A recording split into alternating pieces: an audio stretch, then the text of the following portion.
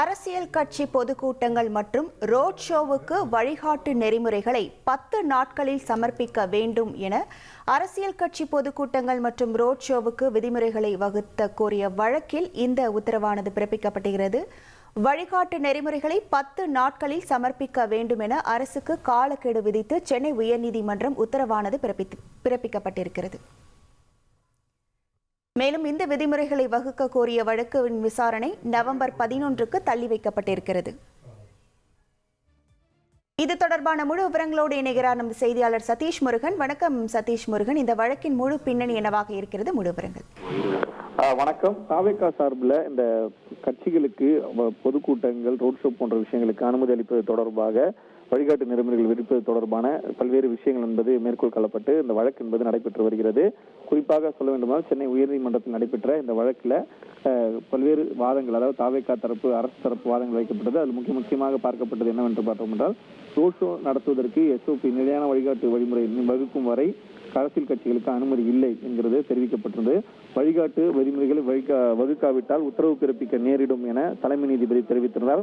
அந்த அடிப்படையில் தற்போது 10 நாட்களுக்குள்ள இந்த வழிகாட்டு நெறிமுறைகள் என்பதை வகுக்க வேண்டும் என்பது சொல்லப்பட்டிருக்கிறது.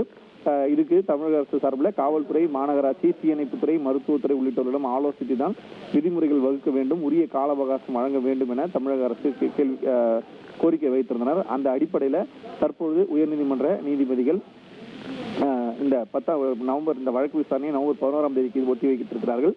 கட்சிகளின் பொதுக்கூட்டங்களுக்கு அனுமதி அளிக்க கோரிய விண்ணப்பங்களை பரிசீலிக்க இந்த வழக்கு என்பது தடையாக இருக்காது எனவும், அரசியல் கட்சிகள் கூட்டங்கள், பேரணிகளுக்கான வழிகாட்டு நெறிமுறைகளை 10 நாட்களில் சமர்ப்பிக்க வேண்டும் என அரசுக்கு உயர்நீதிமன்றம் உத்தரவை பிறப்பித்திருக்கிறது. இந்த உத்தரவை பிறப்பித்ததற்கு பிறகாகத்தான் வழக்கை நவம்பர் 11ஆம் தேதிக்கு தள்ளி வைத்திருக்கிறார்கள். இந்த வழக்கை பொறுத்தவரையில் தாவேகா சார்பில் கரூரில் நடைபெற்ற இந்த ரோட் ஷோவின் போது 41 பேர் பலியான சம்பவம் தொடர்பாக பல்வேறு கட்ட வழக்குகள் பதிவு செய்யப்பட்டது. தற்போது இந்த வழக்கு என்பது தாவேகா சார்பில் பதிவு செய்யப்பட்ட வழக்காக பார்க்கப்படுகிறது.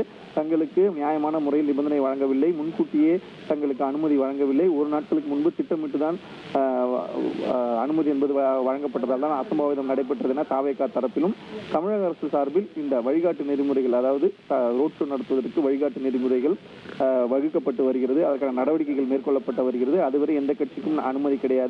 ஆனால் அதே வேளையில பொதுக்கூட்டங்கள் போன்ற மற்ற விஷயங்களை, பிரச்சார வகைகளை அரசியல் கட்சிகள் நடத்துவதற்கு எந்த தடையும் கிடையாது என தெரிவித்தனர்.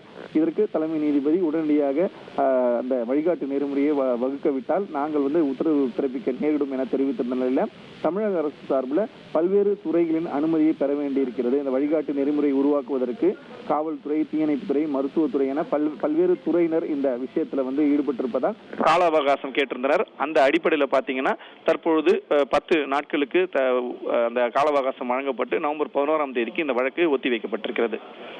உங்களுடைய முழு விவரங்களுக்கு நன்றி சதீஷ் முருகன். இனி செல்லும் இடமெல்லாம் செய்தி. தந்தை டிவியின் வாட்ஸ்அப் சேனலை ஃபாலோ பண்ணினா செல்ல இருக்கும் இடமெல்லாம் செய்தி. இதோ QR கோட், இப்பவே ஸ்கேன் பண்ணுங்க, ஃபாலோ பண்ணுங்க.